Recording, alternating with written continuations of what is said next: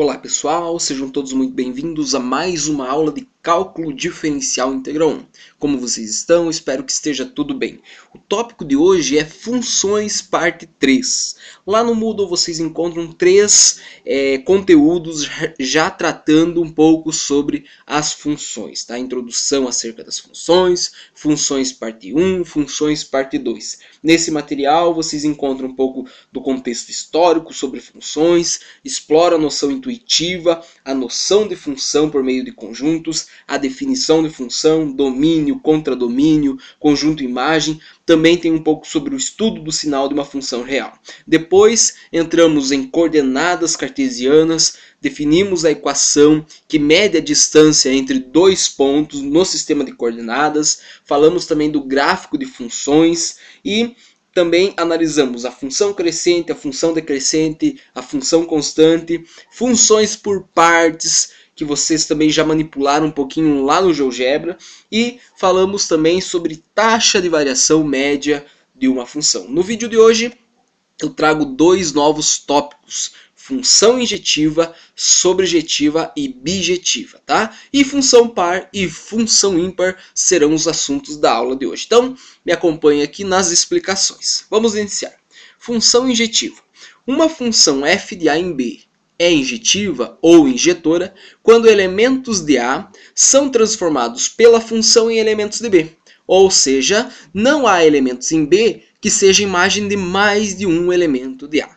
Assim, f é injetiva quando, dado dois valores de x diferentes, x1 e x2, tá, no domínio, implica que f de x1 é diferente de f de x2. Ou seja, dado dois valores no domínio e esses dois valores diferentes, eu consigo transformar esses valores por meio da função e obter valores de 2y, né, y1 e y2, ou f de x1 e f de x2 também diferentes no contradomínio conjunto B. Tá? Essa mesma escrita eu posso escrever de forma equivalente usando a contrapositiva, ou seja, eu inverto tese e hipótese, tá? Essa é a hipótese e essa é a tese, eu inverto e nego ambas. Então, f de x1 fica igual a f de x2 se x1 for igual a x2. Então, eu inverti hipótese por tese, tese por hipótese e neguei. Então, eu tinha valores diferentes no domínio, valores diferentes da imagem. Eu inverti, f de x1 é igual a f de x2, logo x1 tem que ser igual a x2. Então, pensa assim comigo. Injetividade significa dizer, dado dois valores diferentes no domínio, eu, aplicando na função, encontro valores diferentes na imagem. Tá? Então vamos analisar essa ideia de função injetiva no diagrama de flechas. Então, notem que os dois primeiros casos se tratam de funções injetivas, pois não há elementos em B que seja imagem de mais de um elemento de A. Por exemplo, tá? Pegando esse elemento que recebe flecha de algum elemento do conjunto A, ele recebe apenas uma. O mesmo vale para esse elemento e para esse, ok? Aqui também, cada elemento do conjunto B, tá, recebe uma única flecha de elementos do conjunto A, o que é diferente no terceiro item, que não se trata de uma função injetiva. Há elementos em B que é imagem de dois elementos distintos em A. Quem é esse elemento? Esse daqui. Ele está recebendo de dois valores distintos do domínio, tá, as flechas. Então, fere a definição de função injetiva. Dado dois valores diferentes, eles deveriam levar para dois valores também diferentes. Mas aqui estão levando para o mesmo elemento. Então, fere a questão da função injetiva. Logo, esse diagrama não representa uma função injetiva. Tá? Bem, alguns exemplos mais relacionados às funções. A função f de reais em reais, dada por f de x igual a x ao quadrado menos 1, não é injetiva, pois para x igual a 1 e x igual a menos 1, dois valores diferentes do domínio, nós temos f de 1 é 1 ao quadrado menos 1. Troca por 1 aqui, vai ficar 1 ao quadrado 1, menos 1 dá 0. Troca agora por menos 1. Menos 1 ao quadrado dá 1 positivo. Menos 1 também dá 0. Então, nesse caso, dois valores diferentes para x, mas encontramos o mesmo valor para a função. Então, não é uma função injetora. A função de reais em reais, dada por f de x igual a 2x, é injetiva, pois faz corresponder a cada número real x o seu dobro, 2x. E não existem números reais diferentes que tenham o mesmo dobro, tá? Então nós vamos escrever da seguinte maneira. x1 e x2 são números reais, x1 é diferente de x2, implica que o dobro de x1 é diferente do dobro de x2. Ou seja, f de x1 é diferente de f de x2. Essa condição levou a essa condição, tá? Então, utilizei alguns cálculos simples, né, apenas usando a função, e sempre vamos encontrar que para dois números distintos, os seus dobros também serão distintos. O mesmo vale para triplos e assim por diante, tá? Função injetiva, teste da reta horizontal. Podemos verificar se uma função é injetora olhando o seu gráfico. Sabemos que se a função é injetiva, não há elemento no conjunto imagem que seja imagem de mais de um elemento do domínio, tá? Elementos diferentes do domínio levam a imagens diferentes, função e injetiva.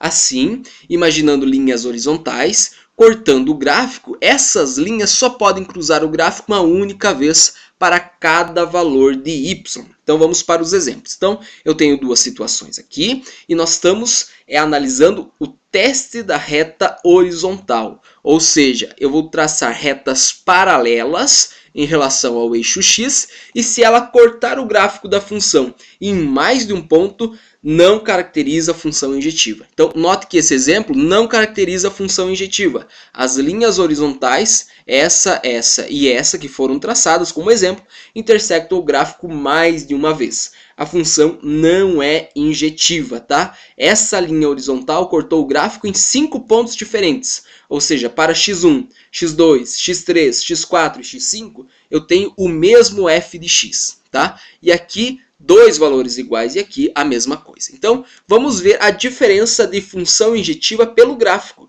Esse caso é de uma função injetiva, porque as linhas horizontais nunca intersectam o gráfico mais de uma vez. Então, x1 leva para f de x1, x2 leva para f de x2, x3 para f de x3 e assim por diante. Então, a função é injetiva. Então, pelo teste da reta horizontal, nós conseguimos visualizar se a função é injetiva ou não, tá? Então, vamos agora falar um pouquinho sobre a função sobrejetiva. Uma função f de a em b é sobrejetiva ou sobrejetora quando, para qualquer elemento y pertencente a b, pode-se encontrar um elemento x pertencente a a, tal que f de x é igual a y. Ou seja, f é sobrejetora, tá? A questão da palavra sobrejetora é não sobrar, não pode exceder, tá? Esse é o significado de sobrejeção. Quando todo elemento de B é imagem de pelo menos um elemento de A. Isto é, quando a imagem de F é o próprio contradomínio. Então vamos analisar alguns casos pelo diagrama de flechas. Então, os dois primeiros exemplos se tratam de funções sobrejetoras. Todo elemento do conjunto B recebe flecha. Tá? Então, tem 3 elementos aqui e todos têm flechas sendo recebidas. O mesmo vale para esse caso. Agora, nota a diferença. Tá? É uma função não sobrejetora, a terceira representação em diagramas. Há elementos em B sem correspondentes em A. Quem são esses? Tá? Esse elemento e esse elemento. Logo, a imagem de F, que são aqueles que recebem as flechas, nesse caso eu tenho esses 3 valores, tá? É diferente do conjunto B, que é composto por 5 valores. Ok? Então, está sobrando. Tá? Não pode sobrar, porque eu quero uma função sobrejetiva, que não sobre elementos no conjunto B. Ok? Bem, função bijetiva. Uma função f de a em b é bijetiva ou bijetora se ela for simultaneamente injetiva e sobrejetiva. Então, ao mesmo passo de ser injetiva, ela é sobrejetiva. Então, quando isso ocorre, dizemos que há uma bijeção ou uma correspondência bionívoca.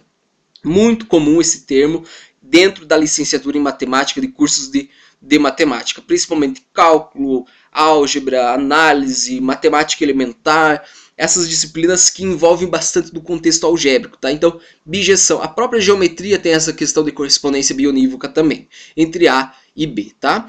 Então vamos lá, vamos analisar 4 situações. A primeira, beleza, é uma função bijetiva, porque ela é injetiva, dado 2 valores diferentes no domínio, levam a imagens diferentes. É sobrejetiva? todos os elementos de B recebem flechas, ok? Vamos agora analisar os 3 casos que não se tratam de funções bijetivas. Então, o primeiro, ela é injetiva, dado 2 valores diferentes, leva para valores diferentes, mas não é sobrejetiva porque está sobrando um elemento sem receber flecha. Não é bijetivo o segundo caso porque ela é sobrejetiva, não tem elementos sobrando sem associação de elementos do conjunto A, porém não é injetiva. Note que esses 2 valores que são diferentes estão levando para a mesma imagem. Então, fere a questão de injetividade. Bem, próximo caso, também não é bijetiva, não é função bijetiva, tá? Porque ela não é injetiva, dado 2 valores diferentes, levando para o mesmo, nesse caso, é esse exemplo aqui, né? E também não é sobrejetiva porque está sobrando elementos aqui sem associação a elementos do conjunto A. Ok? Então, tem a possibilidade de uma função ser injetiva, tem a possibilidade de uma função ser somente sobrejetiva, tem a possibilidade de ser injetiva e sobrejetiva, logo é bijetiva, e tem a possibilidade de não ser nem bijetiva, nem injetiva, nem sobrejetiva. Ok? Bem, um exemplo prático da questão de bijetividade, tá? A impressão digital é diferente em cada pessoa, ou seja, é única e fruto do seu código genético. Com isso, podemos estabelecer a seguinte relação bionívoca, veja essa inda e vinda. Uma impressão digital está relacionada a uma única pessoa, e cada pessoa está relacionada à sua impressão digital. Ok? Por isso que ela é bionívoca. Do mesmo que vale a primeira para a segunda condição, a segunda também vale para a primeira. Ok? Bem, alguns exemplos de funções bijetivas e não bijetivas. E tem a função de reais em reais, dada por f de x igual a 3x, é bijetiva, pois ela é simultaneamente injetiva e sobrejetiva. Ou seja, pegar 2 valores diferentes lá no domínio, ao calcular o triplo, leva a valores diferentes. Sobrejetiva, não vai sobrar ninguém na imagem, ou seja, não sobra ninguém lá no conjunto do contradomínio que recebendo flecha. Cada elemento do contradomínio tem como correspondente do domínio a sua terça parte, que sempre existe e é única, tá? Basta dividir f de x por 3, que vem essa questão da terça parte. A função de reais em reais não negativos, ou positivos ou nulos nesse caso, definida por f de x igual a x ao quadrado, não é bijetiva. Por quê?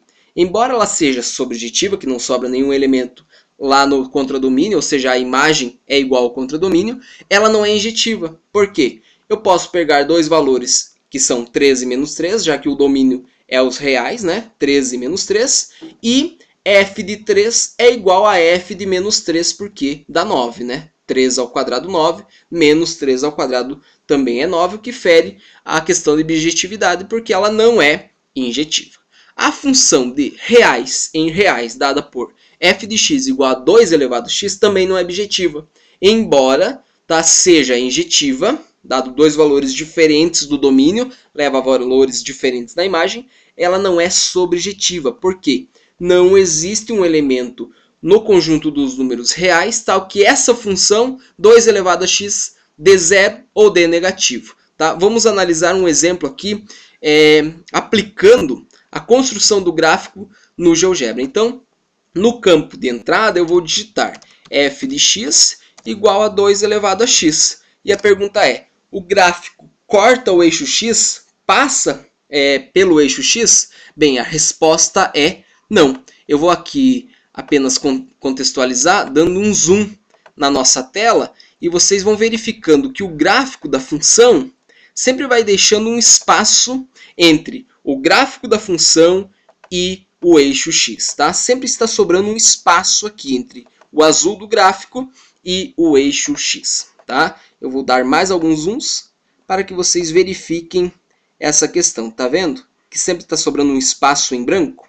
Então, a quantidade de zoom que eu vou dando aqui vai deixando nítido essa questão. Tá? Eu posso estar arrastando aqui para a esquerda e vocês vão visualizando que eu posso tender ao infinito negativo e o gráfico nunca encostará no eixo x e nunca ultrapassará. Ok? Então, pode clicar o zoom aqui infinitas vezes que esse o gráfico da função nunca encostará e nunca vai passar o eixo x, ok?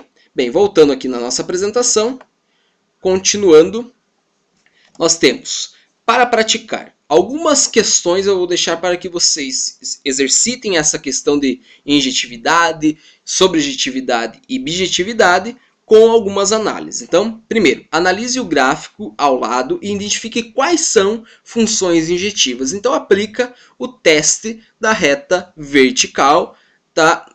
Do teste da reta horizontal, tá? E já argumenta um pouquinho sobre o porquê você verifica que aquele gráfico ou aquele é ou não é de função injetiva, ok? Recolhe o material e tenta justificar os motivos do porquê a função é injetiva ou não, beleza? 2. Observe a função representada no diagrama ao lado. Ela representa uma função bijetora? Bem, se sim, você tem que mostrar que ela é injetiva e bijetiva. Se não, a mesma coisa. Então tem que justificar essa questão. 3. Dado o diagrama ao lado, para representar uma relação de A em B, podemos afirmar que, então nós temos o diagrama de flechas, e tem A. F não é uma função de A em B? Essa é a afirmativa verdadeira? B. F é uma função bijetora? Ou seja, ela é injetora e sobrejetora ao mesmo tempo? C. F é uma função sobrejetora? D. F é uma função injetora ou F não é uma função nem injetora e nem sobrejetora. Então, faça essa análise e assinale a alternativa verdadeira. Item 4. Verifique se as funções de A em B abaixo são sobrejetivas, injetivas ou bijetivas. Então, nós temos 4 itens e vocês vão estudando o material e apontando aquelas que são sobrejetivas, injetivas ou bijetivas, ok? E o item 5 eu deixo para que vocês pensem e qualquer coisa posta lá no Moodle, no nosso fórum ou no próprio grupo do WhatsApp. Eu quero essa resposta sendo postada, tá? A função f de x igual a x ao quadrado é bijetora? Construa seu gráfico no GeoGebra, tá? Então vocês vão construir o gráfico da função f de x igual a x ao quadrado, tá? E vão analisar se a função é bijetora, ou seja, se ela é injetora e sobrejetora ao mesmo tempo.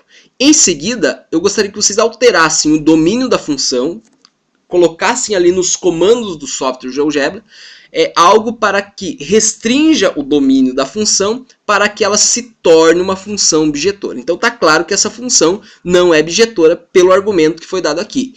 Mas eu quero que ao alterar o domínio da função vocês consigam fazê-la bijetora. Tá? Então vocês vão restringir o domínio. Como é feito isso? Então vocês vão tentar visualizar lá no próprio software GeoGebra a condição para os valores de x. É muito similar à questão da função por partes, tá? Mas eu vou deixar para que vocês pensem e postem a resposta lá no nosso grupo, que é uma intenção de que vocês realmente pratiquem e assistam os vídeos, ok?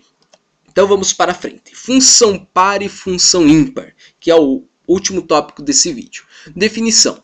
Considere uma função f de um conjunto A ao conjunto dos números reais, tal que todo x que pertence a A, nós temos o seu oposto, menos x. Tá? Então, se eu tiver um conjunto A e nesse conjunto A estiver um elemento e o seu oposto, eu consigo analisar algumas coisas. Dizemos que f é uma função par se f de menos x é igual a f de x, para todo x pertencente ao conjunto A.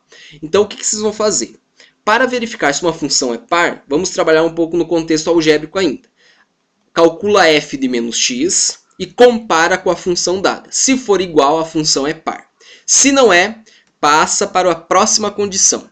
Dizemos que f é uma função ímpar se f de menos x é igual a menos f de x, ou seja, o oposto da função para todo x pertencente a A. Então, verifiquei que f de menos x é igual a f de x, a função é par. Ora, se não deu isso, eu vou para o próximo. Compara o f de menos x com o oposto de f de x. Se isso for verdade, a função é ímpar, tá? Então vamos para alguns exemplos. Exemplo 1. A função de reais em reais, definida por f de x igual a x ao quadrado, é uma função par. Por quê? Observe aqui comigo. Vamos calcular f de menos x, que é a primeira coisa. Tá? F de menos x dá menos x ao quadrado. No lugar de x eu coloquei menos x. Tá? Menos x vezes menos x é menos com menos dá mais. x vezes x, x ao quadrado. Então, resultou em x ao quadrado. Agora, compara com a função dada. A função dada é, só deixa eu colocar aqui o ponteiro, a função dada é f de x igual a x ao quadrado. Então, comparei e verifiquei que as duas são iguais. Logo, a função é par, porque é válido a condição f de x igual a f de menos x. Ok? Bem, vamos seguir. A função f de reais em reais, dada por f de x igual a x ao cubo, é uma função ímpar. Por quê? Vamos fazer o mesmo processo. Primeiro, f de menos x. Então, no lugar de x, eu coloco menos x. Menos x ao cubo é menos x vezes menos x vezes menos x. Então, menos com menos dá mais, com menos dá menos. E x elevado ao cubo, x ao cubo. Então, f de menos x deu menos x ao cubo. E agora, como eu estou afirmando que ela é ímpar, eu vou analisar f de menos x com o oposto da função, menos f de x. Mas quem que é f de x? X ao cubo.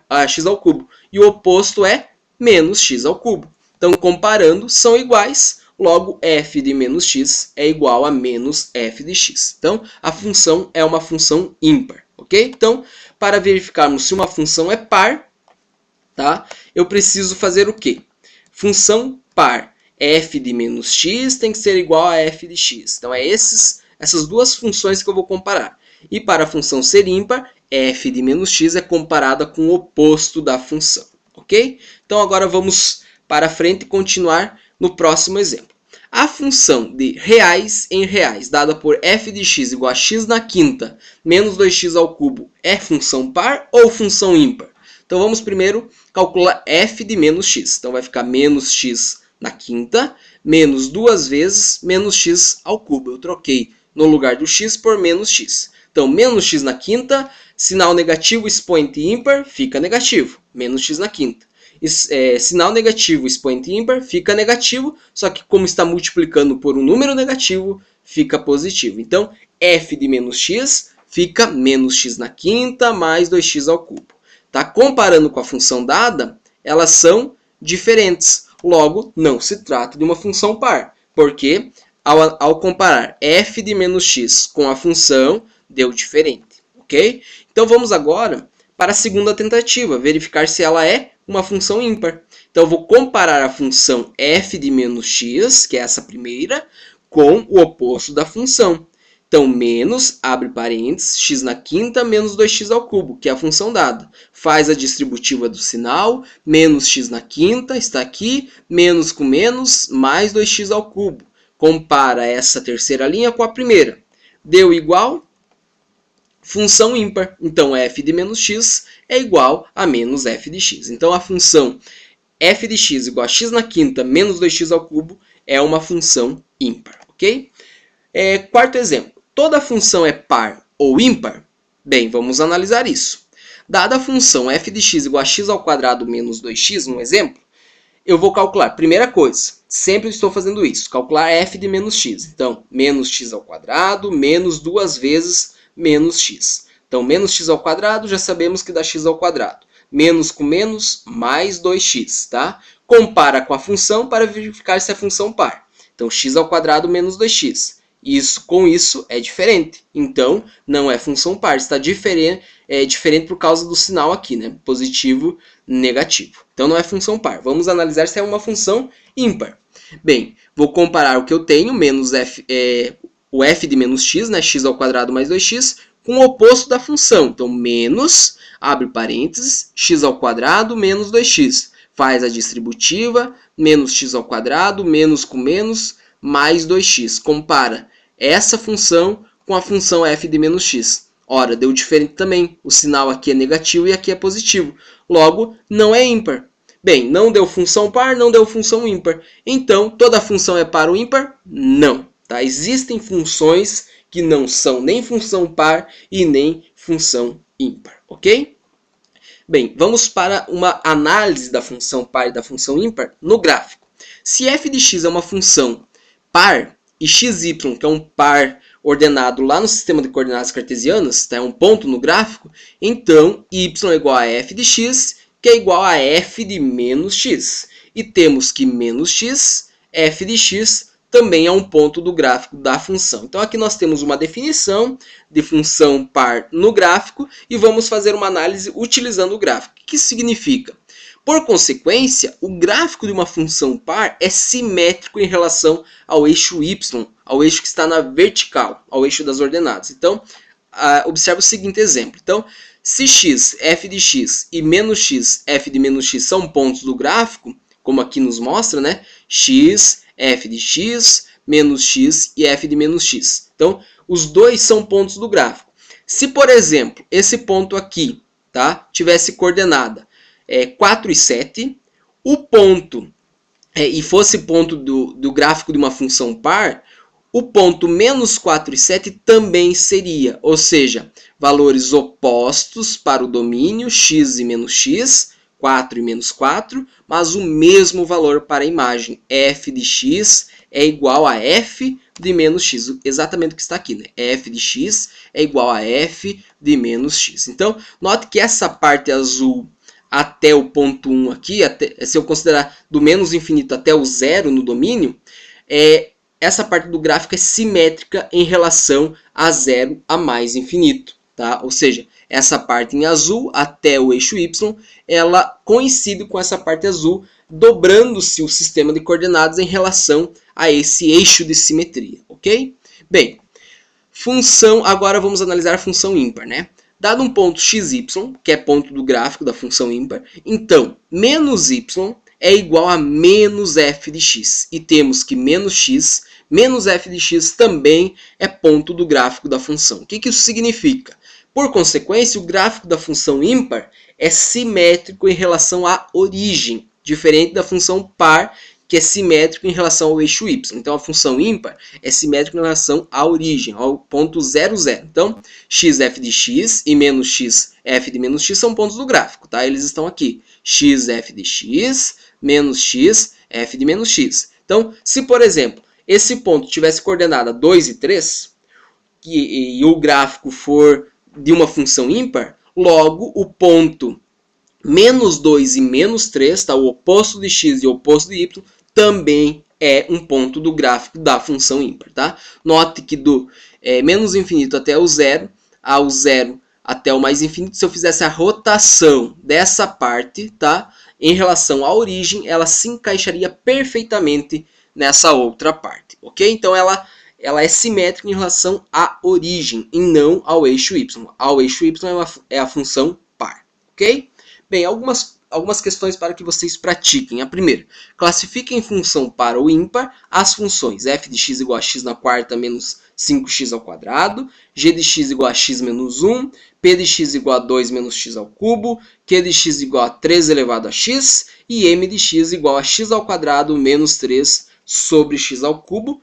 Claro que com x diferente de zero, porque aqui existe uma função fracionária. Ok? Então, faz a análise da função, se é par, se é ímpar, lá por aqueles quesitos. F de menos x compara com f de x. Deu igual, é função par. F de menos x com menos f de x, compara e verifica se é função ímpar. Ok?